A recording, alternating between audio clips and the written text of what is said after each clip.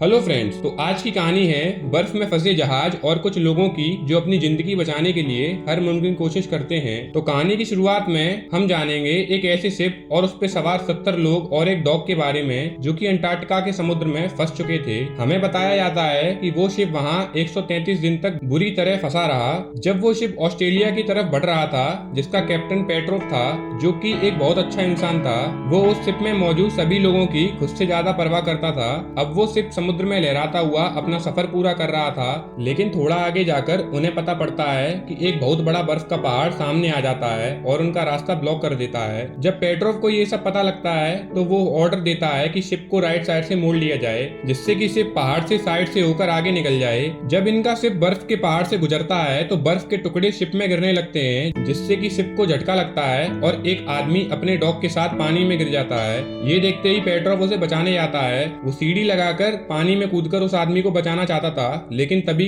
Ship का दूसरा captain उसे रोक देता है। वो उससे कहता है कि तुम ये क्या करने जा रहे हो? तुम एक आदमी की जान बचाने के चक्कर में बाकी सारे लोगों की जान खतरे में डाल रहे हो। हमें आगे बढ़ते रहना होगा। इन दोनों में बहस चल रही थी। एक आदमी अपने साथी को बचाने पानी में कूद जाता है, पर वो अपने साथी को बचा नहीं पाता। वो पानी ज्यादा ठंडा होने की वजह से मर चुका है, लेकिन उसका डॉग अभी भी जिंदा था। वो डॉग को बचाकर शिप में ले आता है। पानी ठंडा होने की वजह से वो आदमी कुछ बोल नहीं पा रहा था। शायद ठंड की वजह से उसकी आवाज चली गई थी। अब बर्फ का पहाड़ उन लोगों के लिए बहुत बड़ी परेशानी बन चुका था। आगे बढ़ते हुए शिप का रडार सिस्टम भी खराब हो जाता है, जो कि अब उनके लिए बहुत बड़ी मुसीबत बन गई थी, क्योंकि रडार सिस्टम उन्हें बताता था कि बर्फ पानी में कहां पर जमी है, मगर रडार खराब होने की वजह से वो लोग ये भी पता नहीं कर सकते। वो अपनी शिप को निकालने की कोशिश करते हैं, लेकिन तभी उस बर्फ के पहाड़ का टुकड़ा उनकी तरफ बढ़ रहा था। शिप को तूफान में फंसना, एक आदमी की मौत और रडार सिस्टम को खराब होना, वो इस सब का जिम्मेदार पेट्रोव को बताता है। इसलिए अब वो एक रिपोर्ट तैयार करके अपने हेड को भेज देता है।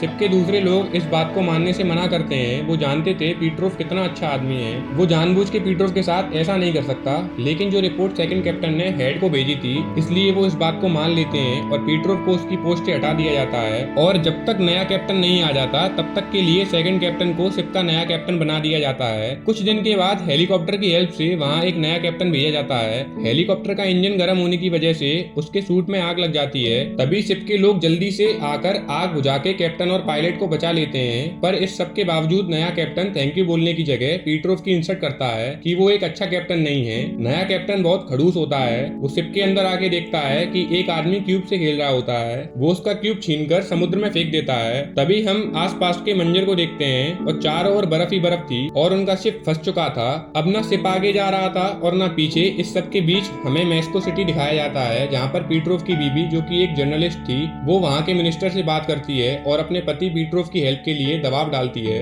इधर शिप में सभी लोग मीटिंग कर रहे थे कि इस तूफान से कैसे बचा जाए। तभी उनका एक साथी कहता है कि क्यों ना हम शिप से पेट्रोल निकालकर एक बहुत बड़ा ब्लास्ट करें, जिससे शायद आगे जाने का रास्ता खुल जाए। मीटिंग पेट्रोव करा रहा था। नया कैप्टन मीटिंग बंद करा देता है। शायद नए कैप्टन को पेट्रोव से चिढ़ है, ऐसा लग रहा था। वो पेट्रोव को बिल्कुल पसंद नहीं करता। वो ब्लास्ट का प्लान रिफ्यूज कर देता है, लेकिन पेट्रोव को कुछ ठीक नहीं लग रहा था। नया कैप्टन सबसे कहता है कि जिस फ्यूल को तुम यूज करने वाले हो, उस फ्यूल की हमें आगे नीड पड़ सकती है, इसलिए अब कैप्टन हर तरफ की इमरजेंसी खबर फैला देता है। इधर अब इन्हें शिप की लाइट्स भी बंद करनी पड़ती हैं। वो नहीं जानते थी कि यहाँ से अब कब निकलेंगे, इसलिए हर चीज को बचा के रखना होगा। पेट्रोव कुछ सोचने लगता है। वो इतनी आसानी से हार मानने वाला नहीं था। वो सोचता है हम ऐसे यहाँ कब तक फंसे रहेंगे और हेल्प का वेट करते रहेंगे। वो एक फ्लेयर गन को लेकर उस पहाड़ के बारे में जानकारी लेने जाता है। तभी उसे हेलीकॉप्टर का पायलट देख लेता है, जो कैप्टन को यहाँ लाया था। वो पेट्रोव से कहता है कि तुम टेंशन मत लो, मैं इस सब के बारे में किसी को नहीं बताऊंगा। पेट्रोव शिप से उतरकर आगे जाता है। पानी पर बर्फ पूरी तरह जम चुकी थी। पेट्रोव आगे जाता है तो उसे वहाँ क्यूब मिलता है, जो न्यू कैप्टन ने फेंक दिया था, और तभी वो एक बर्फ के गड्ढे में गिर जाता है। तभी पेट्रोव फ्लेयर गन से फायर करता है, जिससे दूर खड़ा पायलट देख लेता है और वो समझ जाता है कि पेट्रोव खतरे में है। पायलट बाकी सबको साथ लेकर पेट्रोव को बचाने पहुंच जाता है। उसे वापस लेके डॉक्टर को दिखाया जाता है। पेट्रोव के ये करने पर नया कैप्टन उसे बहुत कुछ सुनाता है, बट पेट्रोव अपने साथ बहुत सारी जानकारी लेके आया था। वो कैप्टन को बताता है कि एक बड़ा बर्फ का टुकड़ा हमारी तरफ पीछे से आ रहा है। अगर हमें बचाने कोई नहीं आया तो हम यहाँ ऐसे ही बर्फ में जमकर मर जाएंगे। कैप्टन उससे कहता है कि तुम इतने विश्वास से ये सब कैसे कह सकते हो? क्या तुम्हारे पास कोई प्रूफ है? तो पेट्रोव उसे वही क्यूब दिखाता है जिसे कैप्टन ने पानी में फेंक दिया था, जो कि हमसे बहुत दूर होना चाहिए था। इसका मतलब है ये एक बर्फ के टुकड़े की वजह से हमारे पास आया है। ये सब सुनकर कैप्टन पेट्रोव की बातों पर भरोसा करता करता है और बिना कुछ कहे वहाँ से जाने लगता है। इसी बीच शिप पर कुछ लोग अपना स्ट्रेस दूर करने के लिए गिटार बजाने लगते हैं। तभी कैप्टन वहाँ आकर उनका गिटार उन लोगों से छीनकर बाहर ले जाकर तोड़ देता है। साथ ही उन सबको शिप के बाहर वाले हिस्से से बर्फ तोड़ने का ऑर्डर देता है। पीटरोफ जो कि कैप्टन रह चुका है, नए कैप्टन से कहता है कि तुम्हें ये सब नहीं करना चाहिए और इन लोगों के साथ इतना रूड बिहेव नहीं करना चाहिए। मैं ये बात अच्छे से जानता हूँ कि डिफेंस मिनिस्टर को हमारी कुछ पड़ी नहीं है, वो हमें बचाने के लिए कोई मदद नहीं भेजेंगे क्योंकि चारों ओर मौसम बहुत खराब है और ठंडी हवाएं चल रही हैं। इस सब से हमें मिलकर खुद बाहर निकलना होगा। हम इस मुसीबत से लड़कर जीत पाएंगे। यहाँ शिप दिन पर दिन बर्फ से ढकता जा रहा था। बर्फ ने शिप पर 2 से 3 इंच मोटी सतह बना ली थी। पीटरोफ कैप्टन से कहता है क्यों ना हम ऑस्ट्रेलिया से हेल्प मांगे, लेकिन कैप्टन उसकी बात मानने से इनकार कर देता है। बर्फ शिप के अंदर आना शुरू हो गई थी और बर्फ की वजह से शिप नीचे की ओर और धंसता जा रहा था। अब शिप के अंदर पानी भी आने लगता है जिसकी वजह से सारा खाना खराब हो जाता है। साथ ही पीने का साफ पानी भी खराब हो जाता है। थोड़ी मशक्कत के बाद सब मिलकर शिप के टूटे हुए हिस्से को सामान से रोक देते हैं और पानी आना बंद हो जाता है। पर लोगों का डर अभी वही था कि अब हम नहीं बचेंगे क्योंकि शिप का फ्यूल भी खत्म होने की कगार पर है और खाना भी सड़ चुका था। इसी सिचुएशन का फायदा उठाकर शिप का सेकंड कैप्टन वहाँ सभी लोगों को भड़का देता है और कहता है कि अगर अब हमें जिंदा रहना है तो फ्यूल से ब्लास्ट करना ही होगा। कैप्टन कितना भी मना करे हमें उसकी बात नहीं माननी है और हमें अपनी कोशिश करती रहनी है। हमें कैप्टन को रोकना होगा वरना हम यहाँ से ऐसे ही मर जाएंगे। सभी लोग कैप्टन की बातों में आते हैं और नए कैप्टन को कैबिन में लॉक कर देते हैं और शिप से फ्यूल निकालने में लोग लग जाते हैं। वो शिप से 5 ड्रम फ्यूल लेके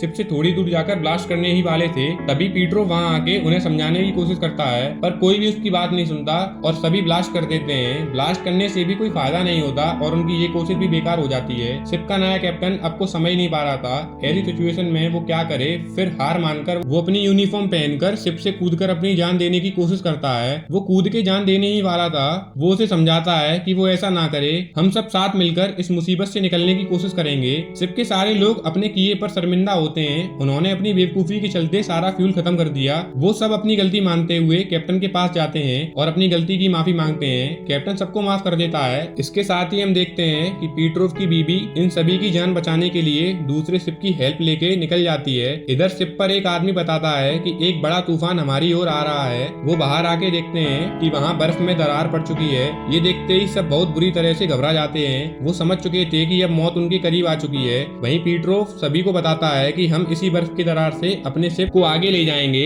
ये सुनकर सब डर जाते हैं। पीटरोफ उन्हें समझाता है कि हम सब हिम्मत रखें तो ये मुमकिन है। कैप्टन भी अब पीटरोफ के फैसले से सहमत है। वो भी साथ देने को तैयार हो जाता है। वो अब जान चुका था पीटरोफ बहुत ही बहादुर और बुद्धिमान है। पीटरोफ कहता है मैं हेलीकॉप्टर से आगे आगे जाके तुम्हें रास्ता बताऊंगा क्योंकि शिप का रडार पहले ही खराब हो चुका था। वो कैप्टन से कहता है कि तुम मेरे कहे अनुसार पीछे पीछे शिप को लेके आना, लेकिन नया कैप्टन उसे कहता है कि इस बार मैं हेलीकॉप्टर से आगे जाके तुम्हें रास्ता दिखाऊंगा क्योंकि तुम अपनी शिप से अच्छी तरह परिचित हो। वो सभी एक नए जोश के साथ अपने काम में लग जाते हैं। नया कैप्टन हेलीकॉप्टर के जरिए आगे रास्ता बताता है। ये देखते देखते इतना बड़ा शिप 10 मीटर से भी कम दूरी से 100 मीटर से भी ऊंचा पहाड़ से गुजर जाता है। कैप्टन का हेलीकॉप्टर वहाँ बर्फ के पहाड़ में फंस जाता है और तेजी से नीचे गिर जाता है। ये देख पीटरोफ शिप को वापस लेने को कहता है। कैप्टन और पायलट डूबने वाले ही थे कि उन्हें बचाने के लिए पीटरोफ वहाँ आ जाता है क्योंकि उसे एक आदमी को बचाने की कोशिश करने के लिए अपनी पोस्ट से हटा दिया गया था।